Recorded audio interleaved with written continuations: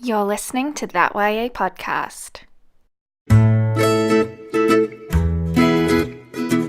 Fall for You, Episode 7.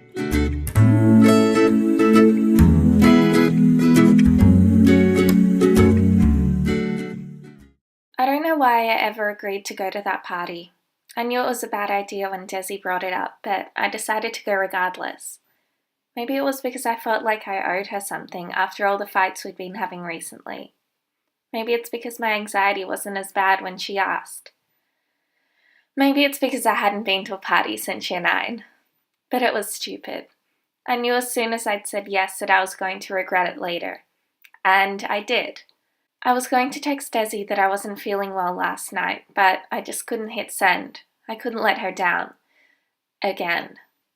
After all I'd said to her about having a life outside of her graffiti and making a career for herself, she threw that all back at me. She said that she'd hardly even know who I'd be without my schoolwork and working towards getting into journalism. And I couldn't be mad because it's true. All of it. I never go out except with her, and most of my nights are filled with schoolwork and studying. I knew it wasn't fair that I should tell Desi that there are more important things than her graffiti, when all I cared about was getting a sloppily drawn A on everything I handed in to my teachers. I had to go to the party, but now I wish I hadn't. All the way down to the train station, I pulled at my skirt and clicked my clutch open and closed. I felt overdressed in a denim skirt and silver top, compared to Desi's jeans and a tee. At least these jeans weren't splattered with paint, like the other pairs she were. Relax, she said, linking her arm with mine. It's just a party.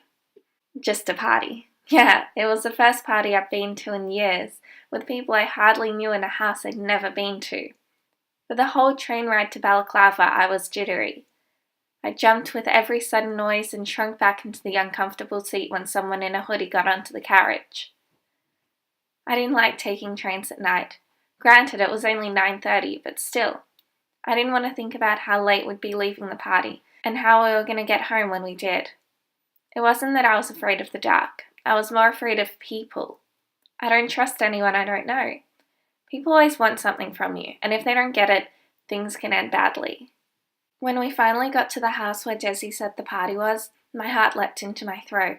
I could hear the thumping of the music from inside, and all the lights were dimmed. Through the windows I could make out silhouettes of people, some dancing and others standing to the side. I shot Desi a nervous look, but all she did was take my hand in hers and guide us towards the front door. It wasn't locked or anything, so we walked right in. Everything was so loud.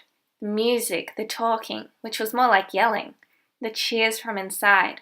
I didn't know where to look. My eyes darted all around the room, trying to take in all the details and plan my route of escape if it came to that. I didn't want to be there from the moment we walked through the door. Desi pried her fingers from mine, and only then did I realize I'd been practically crushing them. She smiled as some guy approached her, thanking him for inviting us over the music. He gave us a thumbs up and gestured towards a table in the kitchen. There were plastic cups on the top, and below that, 2 eskies. Desi started to walk to the table, and after glancing around for a second, I quickly followed. There were a few people I recognized from school, but none of them that I'd ever go over and talk to. They were all in groups or dancing or laughing at some joke that their friends had said. And then Desi knelt down beside the esky and stuck her hand in, fishing around in the ice, which was mostly sludge, for a drink. She pulled out a can of something I hadn't seen before, but it wasn't soda. "What are you doing?" I asked her. This wasn't how the night was meant to go.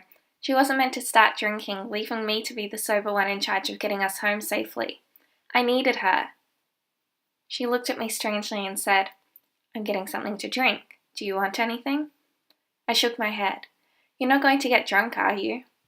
She told me she wouldn't, and then she clicked open the can and took a gulp. It looked cheap and nasty. I eyed her warily, but didn't say any more. I should have. I should have stopped her. I should have told her that I didn't feel comfortable with her drinking. But it was a party. What did I expect, right? I looked around the room, and everyone else had a drink in their hands too. I could do this, I thought. For Desi, I could have fun. Desi introduced me to the people she'd been hanging out with occasionally at school, and I nodded like I knew them.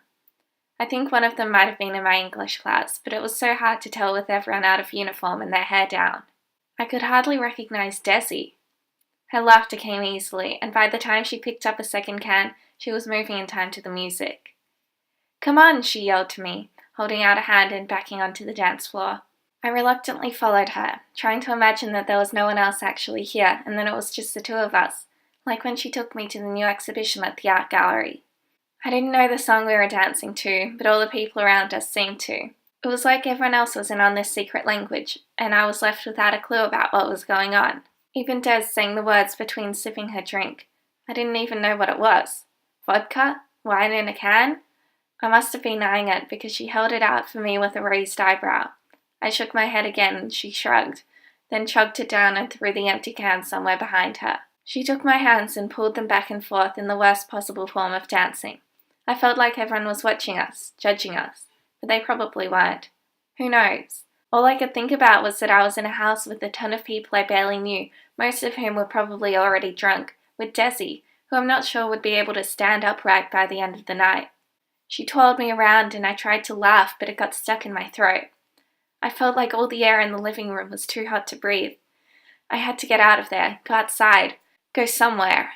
I let go of Desi's hand and tried to push my way out of the makeshift dance floor. There were too many bodies too close together. I stumbled, trying to avoid their jerky dance moves and the way they flung their arms up in the air. If Desi called out after me, I didn't hear her over the music. I could feel the bass inside me like a second heartbeat, rattling my ribs. It felt like my insides were molten, boiling me from the inside out. My throat tightened, and then I wasn't ducking around people to get out. I was pushing people out of the way before I collapsed right then and there. I could tell my breathing was getting faster. I knew I had to get out. I couldn't have a panic attack here. Not when everyone else would see me and point and whisper with Desi right there. I made it out of the living room and stumbled towards one of the doors in the hall, not caring at this point where it led.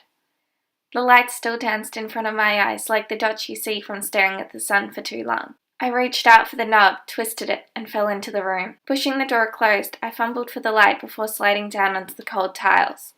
I brought a hand to my chest. My heartbeat was too fast. I gasped for breath, the tightening in my throat making it feel like my lungs weren't big enough to take in air. But then I wasn't just leaning against the door, but instead I was laying on the tiles, one warm cheek pressed against them. I knew I was having a panic attack. I knew it from the way I felt like I was having a heart attack, like I couldn't breathe, like I'd have to go to hospital, like I could die right here and no one would even notice. I don't know how long I was lying on the bathroom floor. Minutes? Half an hour? I was shaky when I finally stood up, gripping onto the vanity and looking at myself in the mirror. My skin looked pale and I felt like I could crumple at any second. A few stray hairs stuck to my face with beads of sweat, or maybe it was from my tears. My eyes were red and puffy. Pulling my phone out of my pocket, I realized I'd only been here half an hour maybe. I tried to make myself look semi-presentable before leaving the bathroom by splashing a bit of water on my face. It didn't do anything to my appearance besides making me damp. I sighed, mustering whatever energy I'd left to go back out into the party. I didn't know where Desi was, but I was going to find her and get us out of here. I didn't want to be here anymore. I couldn't. I was still feeling a bit jittery, feeling like anything could set me off again. I spotted Desi on the dance floor, waving her arms in the air and laughing with a group of people I didn't know. She looked like she could fall over at any minute. Pushing past people again, ears aching from the music, I got to her and placed a hand on her arm. She turned around and looked at me with a stupid grin on her face. "There you are," she yelled over the music. She didn't even realize I was gone. I was laying on the bathroom floor for 15 minutes and she barely even noticed. She didn't focus on me long enough to see the puffiness of my eyes or the way my hand shook slightly. She had stopped dancing, but she was still swaying on her feet.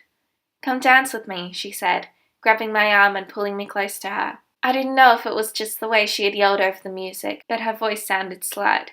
I felt her stumble, and I tugged my arm away. "Let's go," I said. "What?" she said, blinking, as if not hearing what I said properly. "Let's go," I repeated, louder this time. She shook her head. "Go? But we only just got here." She tried to take a step towards me, but it was a definite stumble, and I had to reach out and grab her to save her from face-planting right then and there. All she did was look at me, her smile sloppy.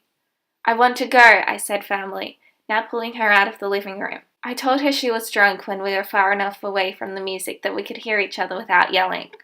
She snorted. "I had like 2, 3 tops. Maybe so, but with no food either. I didn't want to see her passing out somewhere here, in this strange house with people I didn't trust. I couldn't look after her when I could barely be in the same room with everyone else for 20 minutes without having a panic attack. We had to go. Fine, I snapped. You stay here and pass out on some stranger's couch. I'm leaving. Desi looked hurt, and a part of me felt self-satisfied that I'd finally managed to wipe that dopey grin off her face. She told me I couldn't leave her, that I'd promised to take a night off, that I'd regret going. I neglected to tell her that anxiety didn't just take a night off, nor that I would have a much better time at home, curled up on the couch with a pizza and an episode of Scam, maybe finishing off my English assignment, then an audiobook, and then to bed. Instead, I was here, feeling gross from the culmination of lying on a stranger's bathroom floor for 15 minutes, crying and sweating while I was at it, and then trying to convince my girlfriend that we should leave when she clearly didn't want to. I was too tired to argue with her. I just walked out. I didn't even realize she'd followed me until I'd made it onto the street. It was only then that I realized I'd forgot to take my jacket, but Desi had brought it. She slung it over my shoulders, and I felt a bit of the anger that was boiling inside me dissipate. Thanks, I mumbled. She nuzzled my neck and told me she was sorry. I was still angry. I still wanted to be angry, but I just couldn't help the way I felt a little bit bad about the way I spoke to her. She was drunk. She didn't deserve it. Come on, I said, and that time she relented. We walked back to the train station slowly. I held her up with my arm around her waist, and we stayed molded together the entire trip back into the city. Her head resting on my shoulder, the city lights flashing by, the metallic hum of the train. For the first time in the night, I finally felt at ease. All the anxiety that had been pent up inside me from the party was slowly releasing itself, and I sunk into Desi's slow, even breaths. She was almost asleep by the time we got back to Flinders. I couldn't let her go home like that. She'd get mugged on the way home, or at the very least, fall asleep and miss her station and be stranded somewhere until dawn. I hauled her out of the station and kept my arm around her as we walked over the bridge to South Bank. I didn't even tell her we were going back to mine. She didn't protest. She just shuffled unsteadily, leaning against me as we finally made it back to my apartment. All the lights were off in our place, so I closed the door quietly behind us and ushered Desi into my room. My bed was unmade, and there was still a mess of clothes around my room. I helped Desi onto the bed and she pulled the covers around her reflectively. I took off her shoes and then mine before slipping on some tracksuit pants and curling in beside her. The last thing I remember was feeling her breaths against my neck as we lay close together on the single bed. I awoke with the sunlight streaming through my windows, the shutters open. I glanced at Desi, who was still asleep in the same position as last night, and then at the clock on my bedside table. It wasn't even 8 yet. I lay awake until Desi finally stirred, yawning, and then pulled both arms into the air to stretch, almost whacking me in the face while she was at it. There was a sharp intake of breath as she realized she wasn't at home. Morning, I said. Did we? She started to say, but I cut her off. You were pretty out of it last night, I told her, so I let you crash here. She groaned, pulling a hand to her forehead. I can't believe I drank that much, she said. When we finally sat up on my bed, I could see that there were dark smudges under her eyes. Probably a combination of smudged eyeliner and not getting much sleep last night. She tried to smile at me, but her face crumpled. I'm sorry, she whispered. I told her that it was okay, that it wasn't her fault. She just had a few too many drinks and it was loud in there, and we lost track of one another. She shook her head. No, I'm turning into everything I hate. I'm turning into her. I didn't have to ask to know who she was talking about. Her mother. You're not, I said. I am, though, she replied. This is how it starts, isn't it? You're not going to turn out like her, I told her, taking her hands in mine. They were still warm from being under the blankets. I should have been there for you. I should have realized you weren't okay at the party. I shouldn't have. Instead of answering her, I pressed my lips to hers. She didn't move for a second, but then she kissed me back hard, tangling her fingers in my long hair. I pressed myself against her, my hands on her hips. In that moment, I didn't care about last night, or that she might get back into graffiti, or that she was failing some of her classes. I didn't care about the past or the future, but instead, just what we had right now. But that's the problem with living in the moment. When you're out of it, you're too aware of everything that's wrong. Desi left around an hour ago after we made some apple and toast in the small kitchen of my apartment. I had a shower, hoping it would clear some of the thoughts I was having, but now they're louder than ever. This thing I have with Desi, I'm not sure how much longer it can last. The fights, the making up, all of it.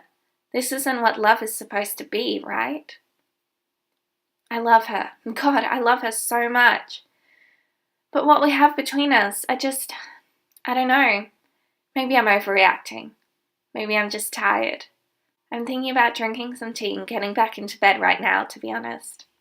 But the thing is, Desi and I fell for each other hard and fast. Maybe that's why it's called falling in love, but I'm still falling. Our little fights, stressing about school, my anxiety about uni. I feel like I'm falling someplace I won't be able to get out of. Megan Chen, signing off.